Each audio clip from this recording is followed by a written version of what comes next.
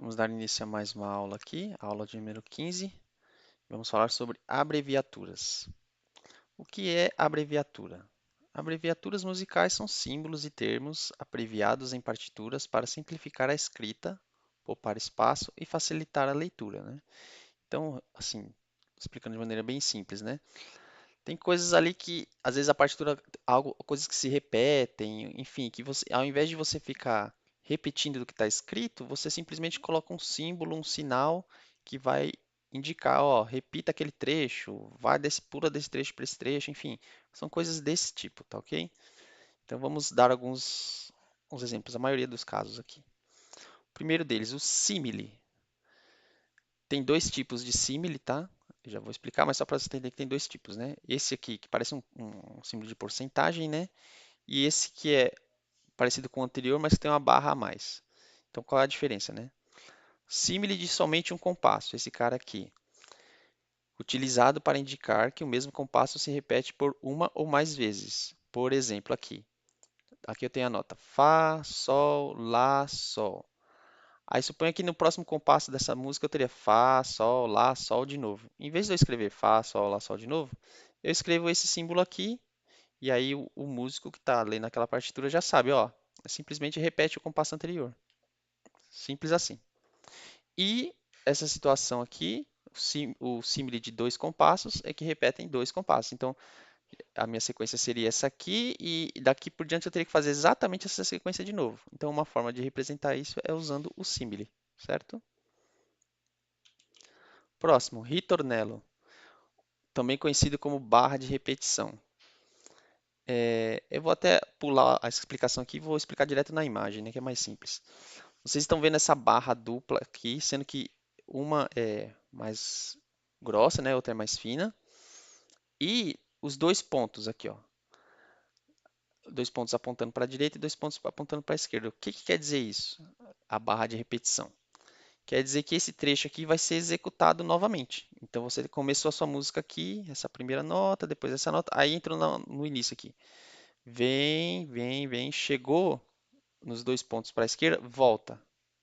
Toca aqui de novo e aí segue em diante. Se tiver mais, a música tiver mais compassos, né, você segue, sai da barra de repetição e segue, tá ok? Simples assim, né? É como se você colocasse o trecho entre parênteses assim, fala assim, esse trecho entre parênteses repete duas vezes. É mais ou menos isso, tá ok? Então a gente pode chamar tanto de barra de repetição quanto de ritornello. O próximo, chaves de volta, que a gente também conhece como casa. São esses símbolos aqui, tá, pessoal? Denotam que uma passagem repetida deve ser tocada de forma diferente a cada vez. A chave 1 é tocada antes da repetição, o trecho anterior é repetido e quando chega novamente no mesmo ponto, a execução passa para a segunda chave.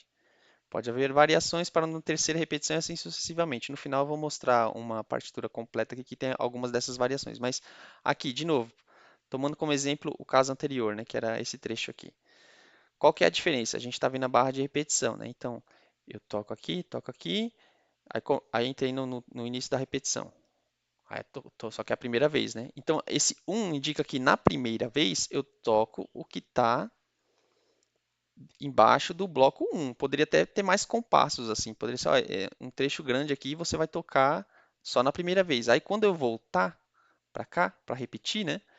Eu volto, toco este compasso, toco esse, só que aqui eu não vou tocar. Porque é a segunda vez. E na segunda vez o 2 está apontando aqui, ó. Casa, que a gente chama a casa 2.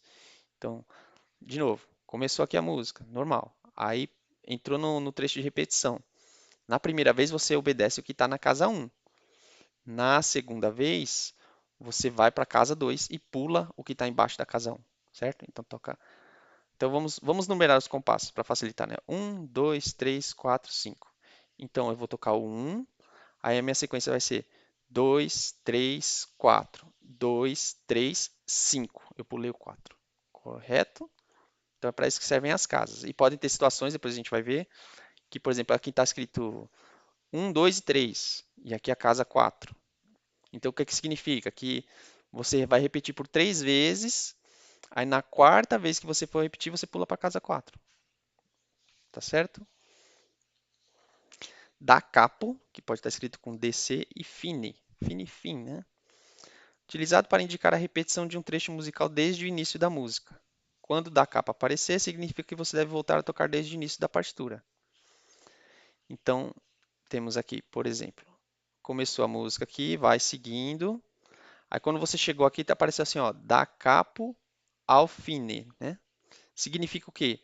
Volta para o início. Da capo quer dizer da cabeça, né, em italiano. Então, volte para a cabeça, volte para o início e vai até o fine, até onde está escrito final. Então, você tocou, começou de novo aqui, começou, tocou, chegou aqui, terminou, da capa ao fine. Você volta para o começo e para aqui no fine. O fine é esse, tá nesse cara aqui. Então, você vai parar nessa nota aqui, certo?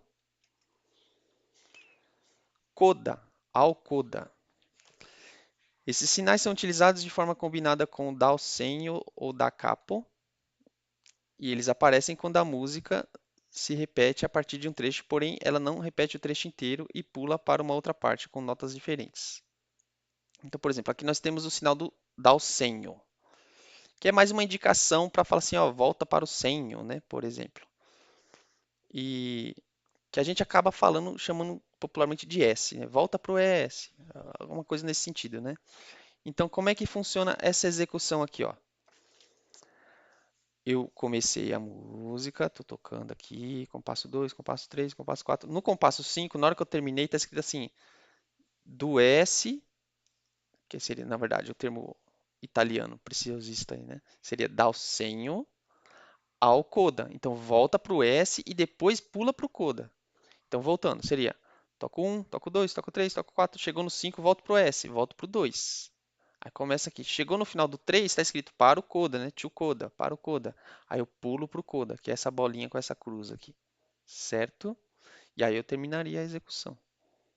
Tá ok? Então isso é o coda.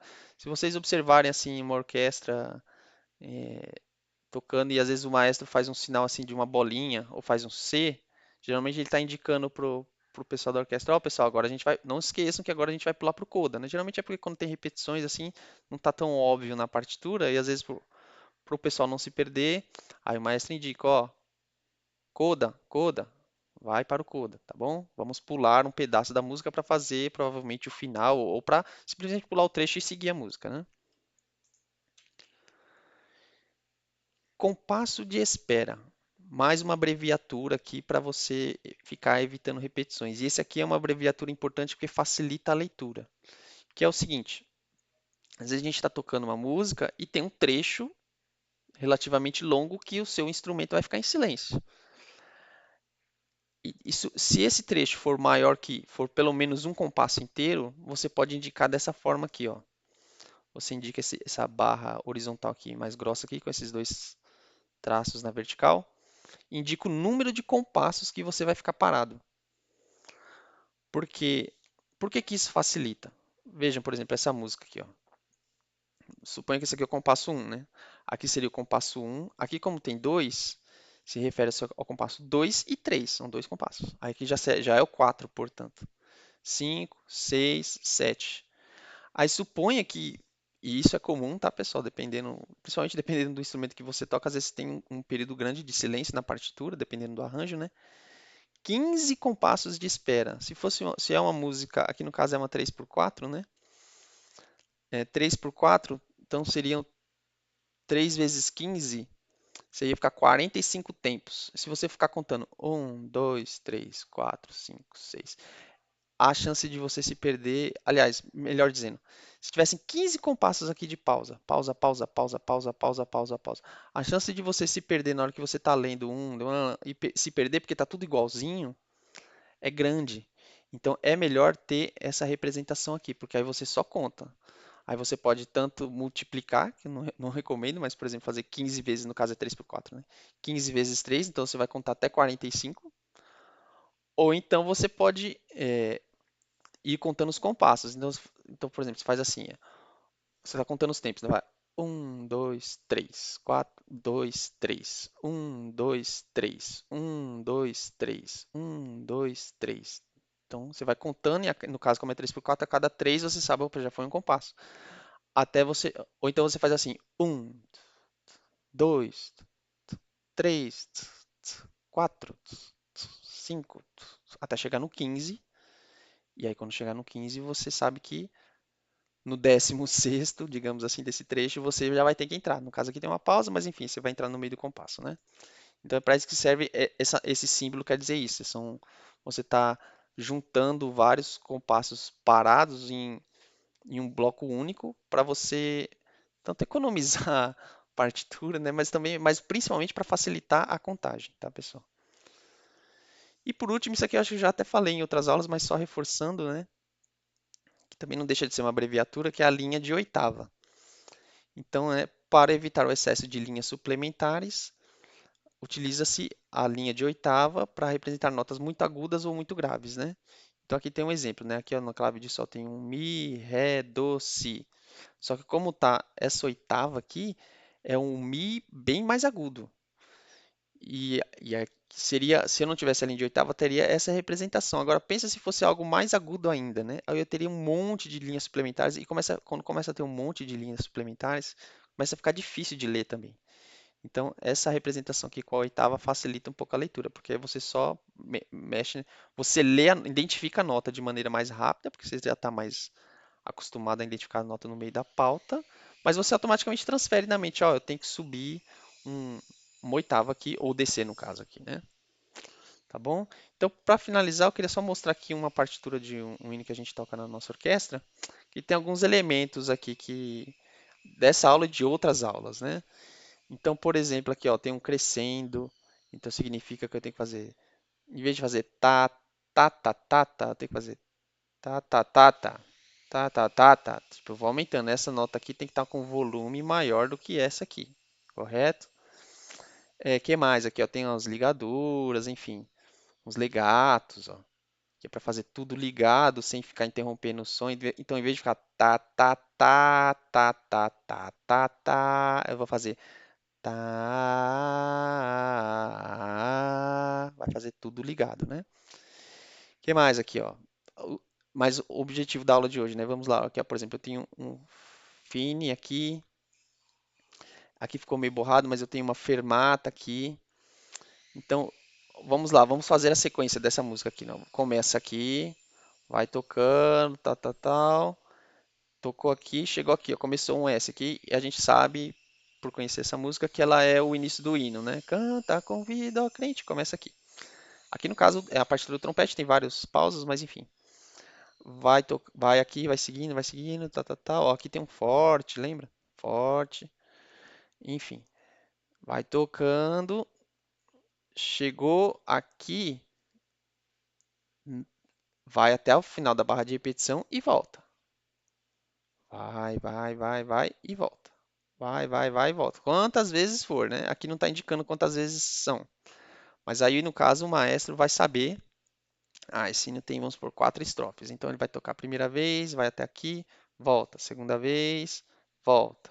Terceira vez, volta para o S. Aí, na quarta vez, ele vai indicar o coda para a orquestra. Aí, a orquestra vai, em vez de tocar este compasso aqui, vai pular para o outro ponto do coda. São situações que podem acontecer. Pode estar escrito ao coda, ou pode ter simplesmente um primeiro coda aqui para você pular para o segundo símbolo do coda, tá, pessoal? Então, no caso, na última vez, que eu chamei agora de quarta, vai pular para cá. Aí pulou para cá, aí no final está escrito assim, ó, da capo ao fine. Então, volta para capo, volta para o início e toca até quando? Até o fine. E aqui a gente tem até uma fermata, né? Tá certo, pessoal? Então, era isso que eu tinha para apresentar para vocês. E qualquer dúvida, entre em contato com a gente e a gente vai conversando aí, tá ok? Um abraço e até o próximo.